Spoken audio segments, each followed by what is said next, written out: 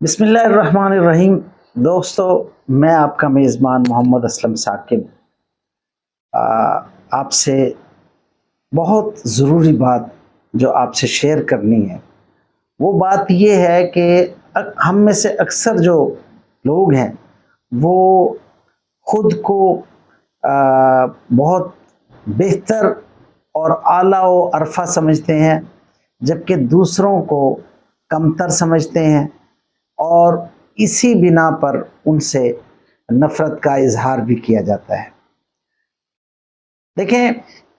زمانہ جاہلیت میں بہت سے جو عرب تھے وہ صرف اس بات پہ فخر کرتے تھے کہ ان کا حسب نسب بہت اعلیٰ ہے، ان کے باپ دادا، ان کے قبیلے والے دوسرے قبیلے والوں سے، دوسرے لوگوں سے بہت اعلیٰ درجے کے لوگ ہیں، اور وہ دوسروں کو کم درجے میں شمار کرتے تھے، اس لیے کہ ان کے باپ دادا بہت شان والے تھے۔ حالانکہ شان کس چیز سے بنتی ہے، اس بات کا میں آگے چل کے آپ کو بتاؤں گا۔ تو آج بھی ہم جس دور میں زندگی گزار رہے ہیں، آج بھی ہمارے ہاں بہت سارے لوگ جو ہیں خود کو، اپنے خاندان کو اعلیٰ و عرفہ سمجھتے ہیں، اور دوسروں کو کمتر اور گھٹیا سمجھتے ہیں، اور اکثر وہ بات کرتے ہیں کہ یار فلاں شخص کیا ہے، وہ کیا ہے، وہ میرے آگے کیا بیچتا ہے، اس قسم کے الفاظ بولے جاتے ہیں جس سے تکبر کی بو آتی ہے۔ دوستو، حسب نسب مانتے ہیں کہ حسب نسب جو ہے وہ، اور خاندان قبیلے انسان کی پہچان کے لیے بنائے گئے ہیں، تاکہ یہ پتہ چلے کہ یہ فلاں کا بیٹا، فلاں کا پوتا، فلاں کا نواسا، فلاں کا بھائی، یہ صرف پہچان کے لیے یہ خاندان اور قبیلے جو ہے یہ بنائے گئے ہیں۔ لیکن لوگوں نے اس کو بہت ہی غلط رنگ دیا ہے، اور غلط رنگ کیا دیا ہے کہ اس کو اپنی پہچان کے علاوہ فخر محسوس کرتے ہیں، دوسروں سے جب بات کرتے ہیں، دوسروں کو اپنا تعارف کرواتے ہیں تو بہت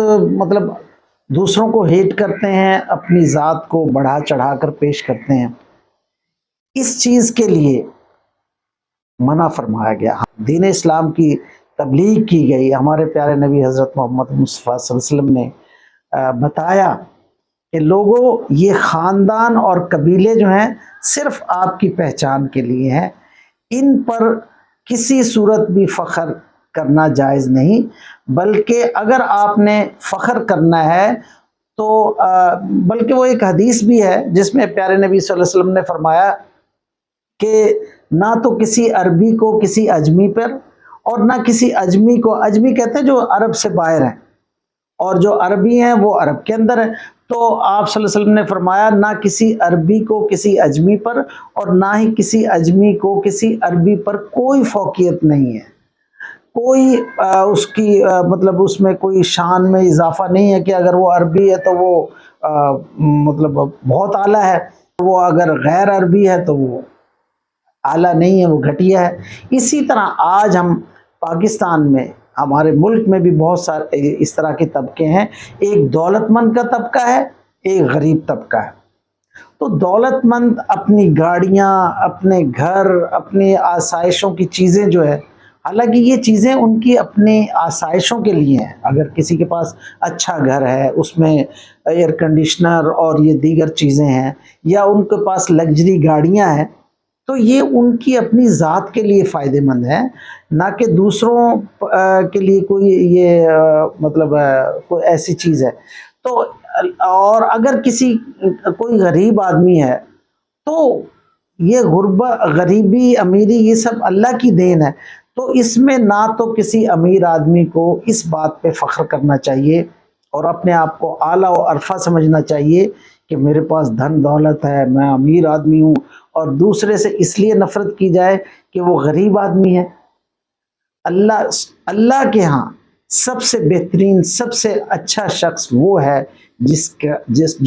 کے دل میں اللہ کا خوف ہے، جس کے دل میں اللہ کا ڈر ہے، جو اللہ سے ڈرتا ہے، جو تقوی رکھتا ہے، وہ سب سے اعلیٰ و عرفہ ہے۔ یہ میں نہیں کہتا، ہمارے نبی صلی اللہ علیہ وسلم نے فرما دیا ہے۔ تو اس لیے دوستو ساتھیوں،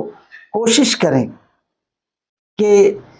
صرف اس بات پر اپنے آپ کو، اپنے اندر تکبر تو ویسے ہی بہت بری چیز ہے، کیوں کہ تکبر جو ہے وہ انسان کو